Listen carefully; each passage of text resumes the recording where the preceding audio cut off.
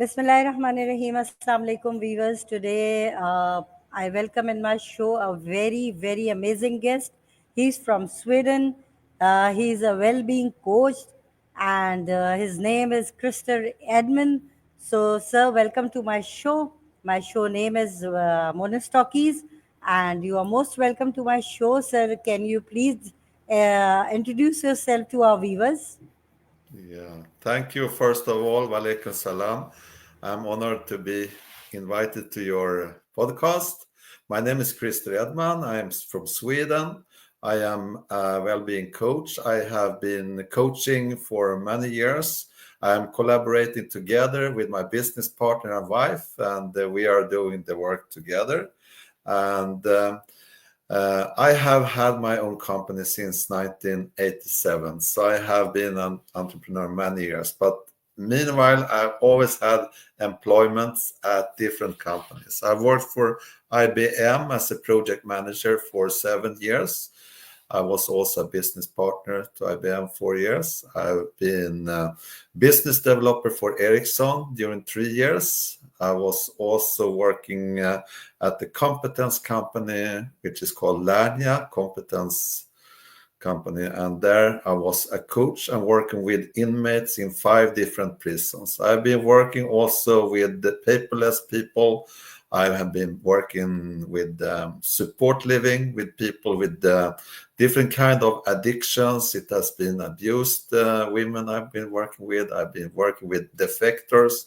I've also been doing leadership coaching and transition coaching. So early jobs have been as a purchaser many years. I've been working also as a logistics manager. So I've been working in many different branches and different job roles during all those years. So I'm very happy to be here. I'm also retired. I'm 65 years.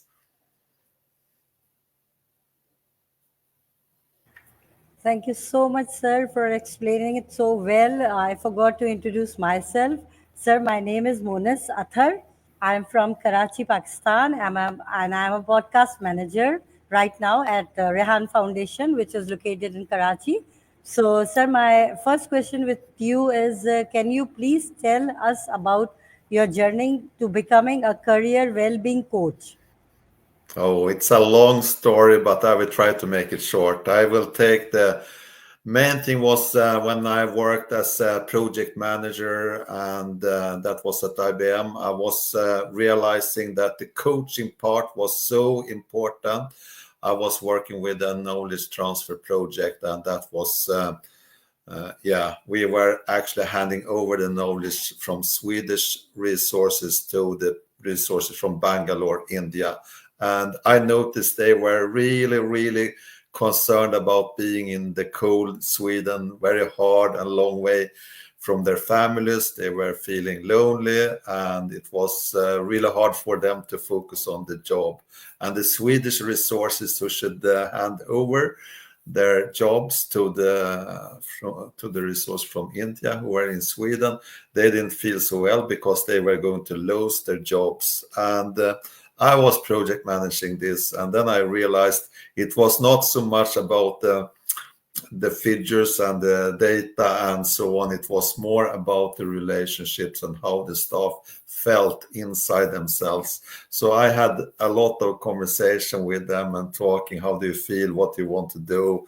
So then I started up, I should say, my understanding of how important coaching is. Because if you are working as a leader and everybody is feeling well and everything is going well, then everybody is fine and they are happy. But when it is hard times, that is really, really hard. And then is the family the most important. And if you then are at the work and your mind is all the time on thinking about the family, about your finances and all those things, then you can't do a good job. So that was the basic start. And then I took on some courses later on.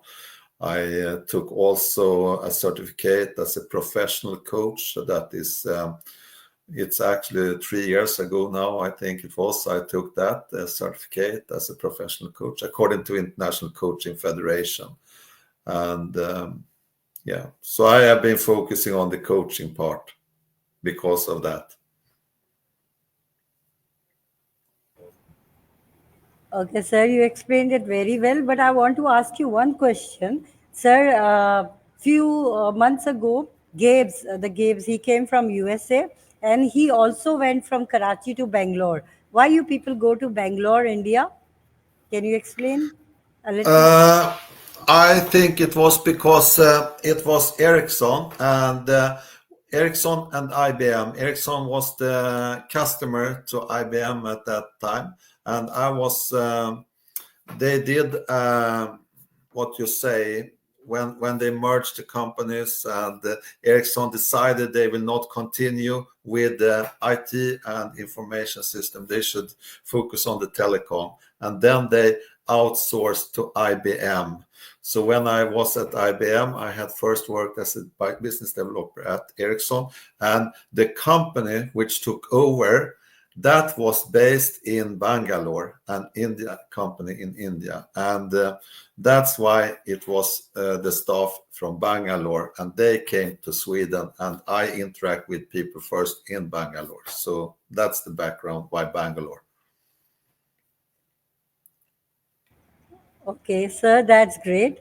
Okay, sir, what does ICF and PCC certifications mean? ICF stands for International Coaching Federation, and that is an organization which is known worldwide, and they have a very good reputation. I think it's very few coaching organizations, a couple of them. That is the one I chose to become a coach. And PCC stands for Professional Coach Certificate, PCC.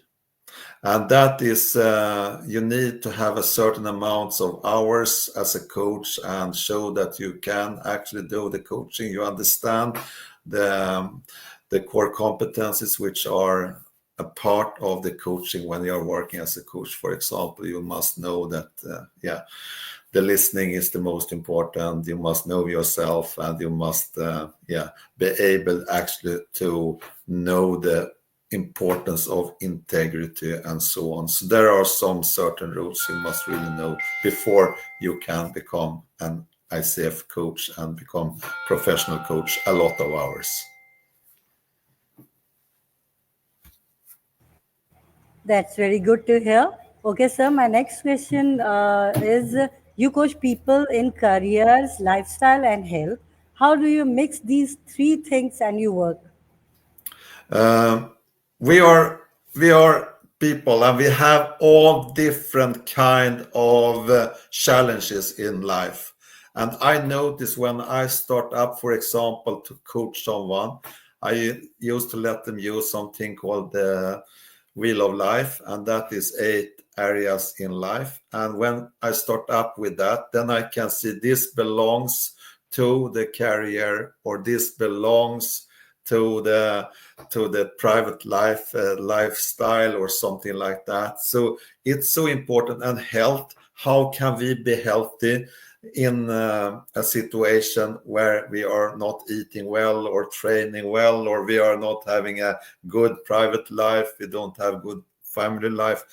It's related, everything, but it needs to be targeted. And when I'm coaching, I need to very fast understand if this person needs, because many times people are contacting me and say, I want to get you as my coach, I want help, I want to start up my own company, my business.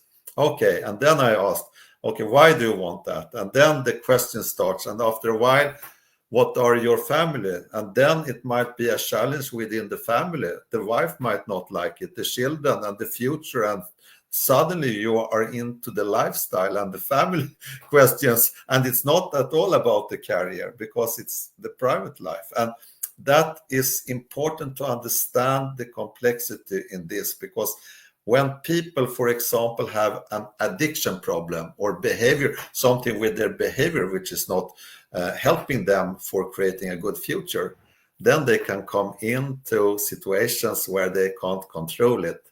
And that is interesting as a coach, because it's about asking questions to dig deeper and understanding what are the real needs, not what they want. We often say, I want this, I want this, I want this.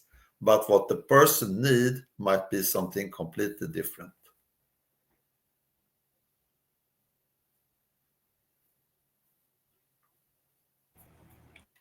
Yes, this is also very exemplary, I think, for people to understand. Okay, so my next question is you moved to a new city recently. How does changing city affects a person's life to and work? I am quite used to move. I have been homeless for many years. For 4 years, I was homeless. I have slept in cellars. I didn't even have my own place to sleep on. So I know how it is to be homeless, jobless, and have nothing, and fight for every day for having the food.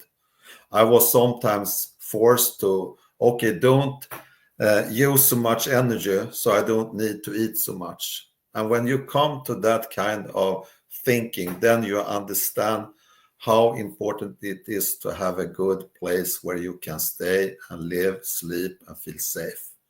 So, what changed me when I moved, because I was living in Stockholm, I've been living north of Stockholm in different places, and then I realized the prices might be very, very high, very expensive in Stockholm. And I don't like to be in big cities. I prefer to be on the countryside. I prefer towns, small towns. And then I started up because I was helping an asylum family, a mother with children. And then I helped her. And then I was thinking, okay, I help her for a while. And then I can move out myself and fix the things for me.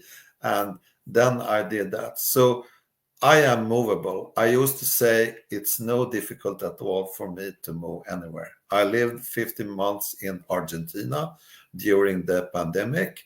I was stuck there. I should be there a couple of months, and then the pandemic came, and the and the flight they closed. They closed everything, so I couldn't go anywhere, and then I was stuck there. So, to move from Stockholm to Kopparberg, this little town, it was no problem for me. It was feeling good. I was feeling good about it. Yes, sir, absolutely right. That pandemic was horrifying for everyone. Everyone was very, I don't think, should be, nobody can tell that he or she is not in their Yeah, depression. Everybody was in their depression. What is happening to the world? yeah, What is happening to the earth? Uh, so I don't think it never comes. I pray for that never come back yeah, again. yeah. That pandemic, that COVID. Yes. Okay, sir. What do you think self awareness is important for success? I think Why that do you think? yeah, because if we are not self-aware, then we don't know about ourselves. If we don't know about ourselves, how can we then uh, find and do the right decisions for the future if you are not self-aware? Because uh, I have noticed that it's easy to have a self-confidence to put on something which is covering us, and we can escape in many ways. But if we don't know ourselves, then we come up to only find ourselves or limits or challenges. Because if we don't know ourselves, how can we then find the right decisions for ourselves? So that's why it's so important to know ourselves.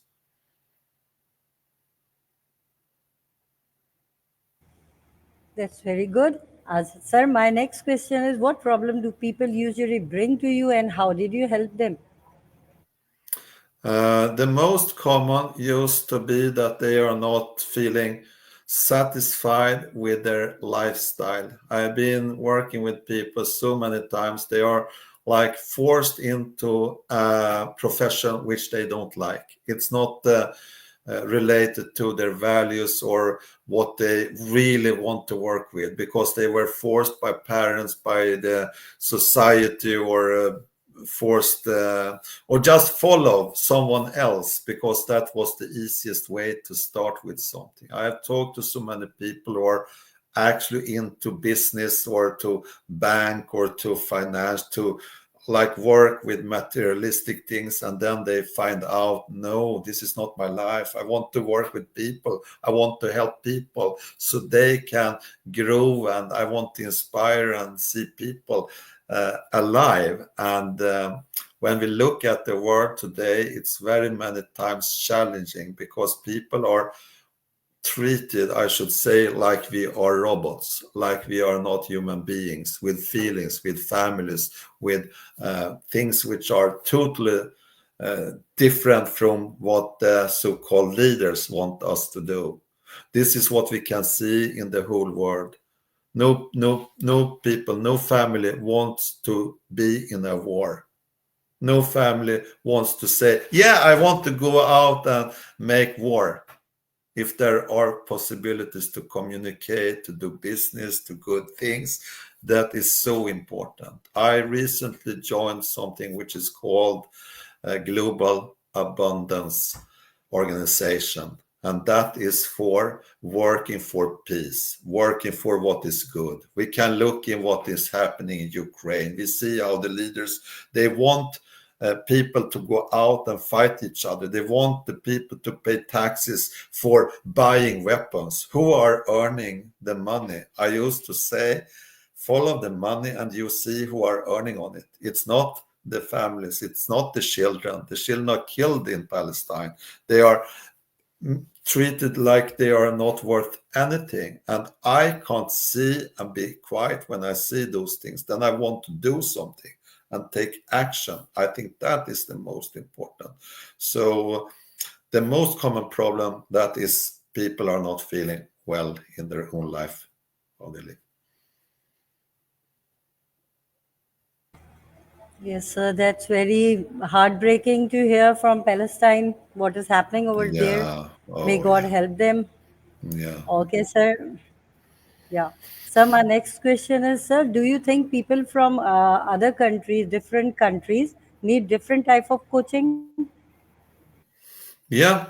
I think it's very much depending on how the system is in each country, and there are different challenges in all countries, and it's also depending on the level of education, the level of understanding, communication, the political, the religious system, and so on. You need to understand it's different kind of culture and traditions in all countries, and you also have different kind of leadership.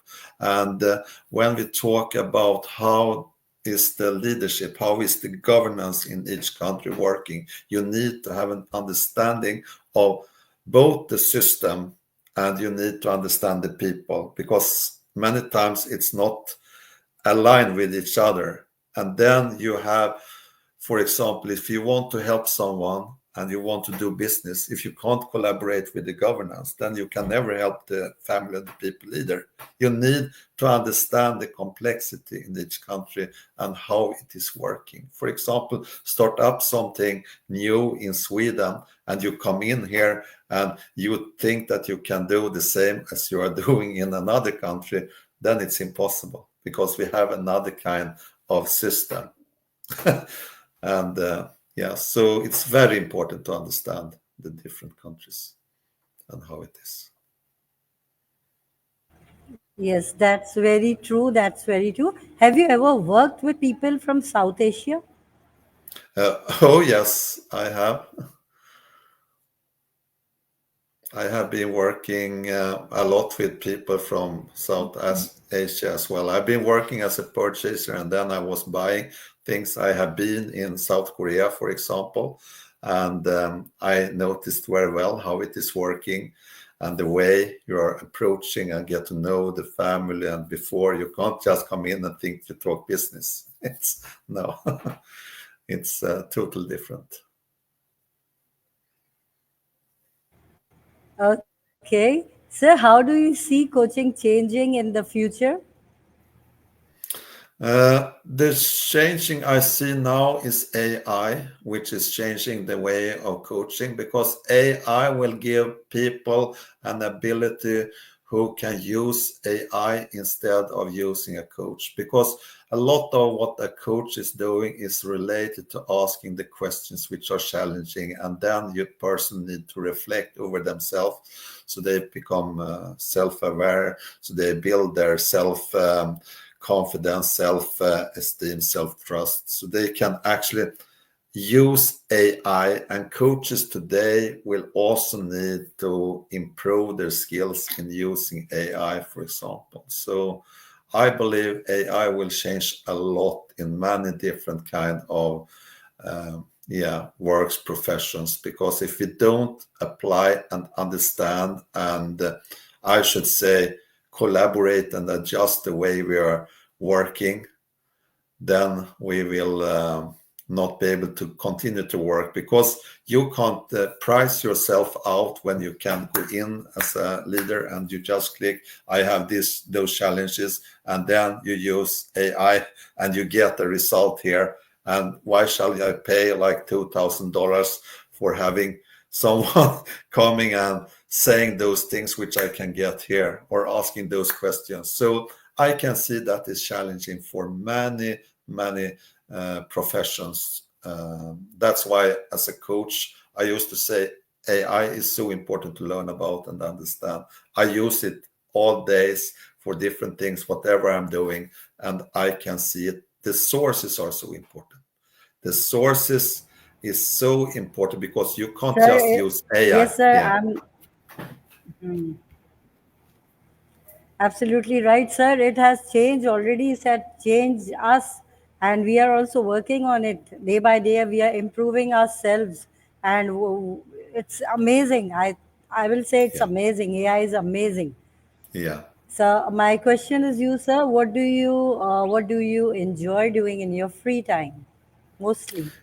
Yeah, mostly I enjoy to interact. I enjoy to be with my wife, and when we are talking, we are looking the nature. I'm learning now how to cook Pakistani food, for example, and that is so interesting and it's so good. I love the Pakistani food. It's so tasty, the spices, everything, and it's natural, it's organic, and that is what I like. And I also like to be out in the nature.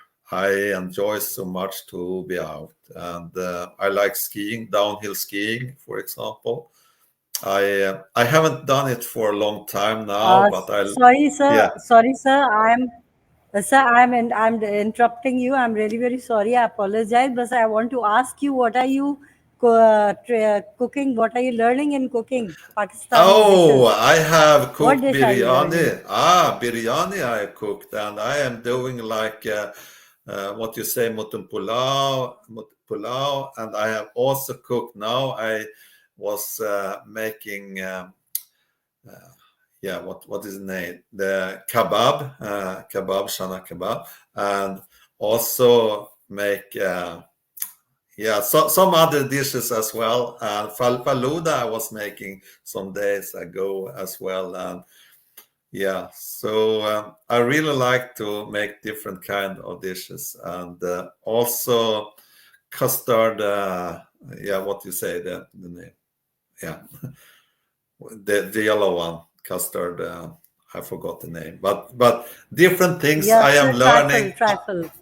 Yeah, Yeah. yeah. So that is what I'm doing.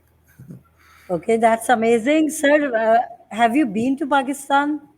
No, not yet, but I am planning to go as soon as I am able to go. We are actually working on things to be solved first. Some, family things we are working on, but it will be solved. So I will see when the day will coming, because now I am heading for come this summer. I know it's very hot, but if it's possible, I will do my best. Okay, sir. I invite you in behalf of Rehan Foundation, and I invite on behalf of Rehan Allah Wala Bhai. So, sir, you are most welcome to Pakistan and Karachi too. Not in Oh, Pakistan. I don't say don't go anywhere else, but I will invite you to Karachi. Please come to oh, Karachi. You will get these things to eat, very tasty and very oh, delicious over here also in yeah, Karachi. and I I, would like to host you, also host you. So, oh, sir, you are most welcome, and I, be our guest. Okay, sir. Do you like traveling? Which country is your favorite? oh, yeah, I like travel. First of all, thank you so much for the invitation. I know it's so hard to say someone come and invite to Sweden. I would like to invite all Pakistani people, but it's so hard now with the visas and everything. I know it's so big challenges. Hopefully, in the future, it will open up, so it will be easier to also travel to Sweden. So that's something I want to say. But I'm very thankful. Yeah, I've been to 32 countries. I have been to some of my favorite countries. It has been West Indies. I like West Indies. I've been to yeah, to different countries there. Started with Barbados. I have been to Bonaire, the Dutch Antilles, taking sail tours.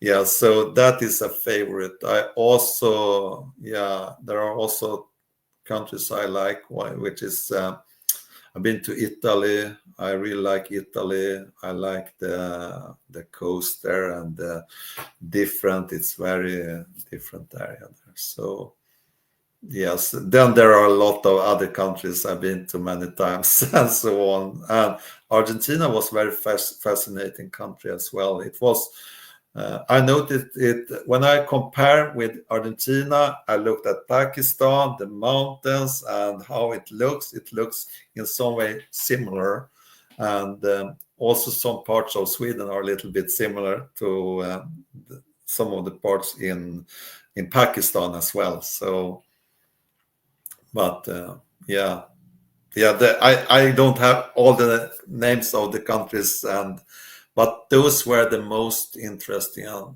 best countries I think I have visited. West Indies and Italy, I really liked.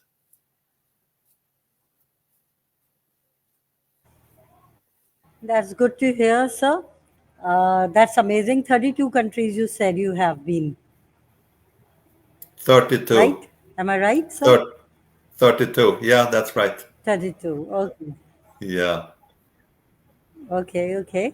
Okay, sir, what is one thing that always make you smile? Uh, that is actually when I'm interacting with people who are positive, who are I can feel the energy from people who are actually doing something which is good for others.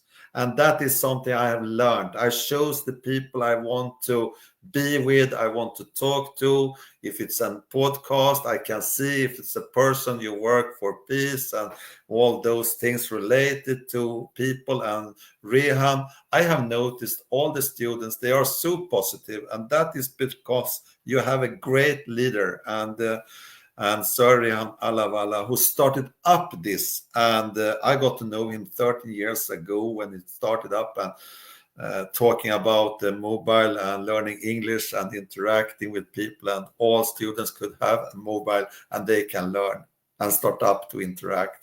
And that is what I'm seeing now, so many years later, how it is growing into other countries as well, into yeah, India, into USA now, recently opened there as well, and so on. So I can see it's so nice to yeah. So the smile I see in you, the others who are interviewing me, it's like I should say it grows, and it gives more. And I think that's something we can show. If we want to be positive, we have a good side, we have a bad side. We choose which one we want to feed. I want to feed the good side, so the bad side will not get so much food.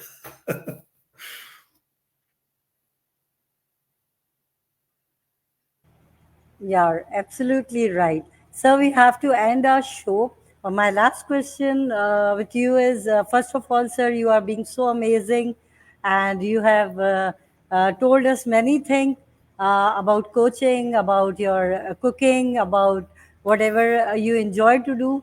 And sir, I'm very thankful to have you in my show. And I will ask you a last question, sir, which is one simple advice you give to someone who feels lost in the career. Uh, if they feel lost in their career, then I advise them to learn more about what their dreams are, what they want, really want to do, and take steps forward to change now, so they don't stay in the situation, current situation. Get to know as much as possible where are the possibilities, which career can be good, and to use AI for this, or ask someone, can you help me? How can I use AI? I want to know this. Where shall I go? What shall I do? Because there are people out there who are very helpful and can help you with your career. But you can also start with yourself and write down, what are my dreams, what is my passion, what are my talents, what are my skills, what are my experiences. So focus on that, and then search for, with help of AI or a coach or a person mentor, what you chose to do, and talk with people, open up, start to networking. And I want to say, as my wife said, that's why I'm always saying, she said to me a year ago, Chris, you have been working with IT and you have so much experience. You need to learn AI. Okay, okay. And then I started to learn about AI. Now I'm saying, if I didn't have AI, I would still uh, crawling on the ground. Now I'm feeling like, yeah, if I want something, I can get it like this. I check the sources, I get more information, which could take months, maybe years to find out, or I couldn't find it at all.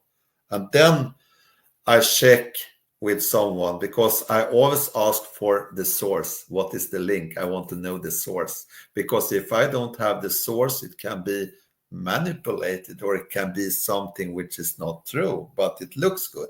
And I want the facts. I want the truth. I want the sources. So that's my advice. And go to your wife or your husband or your a friend or someone you trust, and talk to that person, so you get feedback, positive feedback, because that's also important when you change career. For example, most people are, no, you shall continue, you are a doctor, you have this, or you are working at the bank and you are earning, you have this, and then all are saying, stay in the current career you have. No, I don't feel well, my heart is not feeling well, I want to do something else. Then you need people who can support you and be honest with you. Also saying, if you choose that career, you might lose all the money. You might live on the street. You might be homeless. But if that is your passion and you have enough with passion and work hard, you can succeed. But it is very demanding to change career many times. It's not that easy. Absolutely right, sir. I don't want to end my show, but I have to. It's going very interesting. You are giving very interesting answers. I'm also impressed. Sir, but last not the least, in the end, I would like to ask you, sir, if you could give one message to the world, what it be? Yeah. Think about what yourself would want from someone else. If you think that you want to be killed because of your belief, because you live in a country, because you think this, if you think that is right to yourself, first think about that. Never do anything to someone else which you don't want yourself. If you want kindness and caring, give kindness and caring. If you want to kill or hurt others or destroy their families, think about those people as if they were your own family, because we are all one. We are all a family around the globe. There is no difference between us. It doesn't matter which country we are living in. And don't follow the leaders who are telling you to go out and do something which is harming someone else, killing someone else, or hurting someone else, killing children or something. Say no. Use your courage and say no. I did weapon-free military service It was not easy. I said, I don't want to kill anyone because my mother was a Finnish war child. She came to Sweden. She was forced to come to Sweden when she was 7 years of age. And then I said, why shall I kill someone who is coming into my country, who is forced to come in here and kill other people? I don't think that person wants this at all. I want to be friend with that person. I want to talk to that person and meet his family or her family. That is what I want, not fight. So that's what I want to say. Never do anything which is not something you don't want yourself.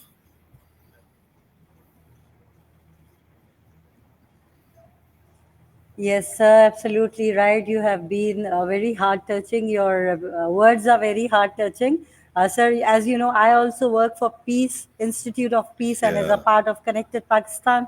Sir, we people only, yes, sir, we people only can pray for peace and work on peace. yeah, May God help us in this. yeah. So, sir, thank you so much for being so amazing, so helpful, and so nice of you.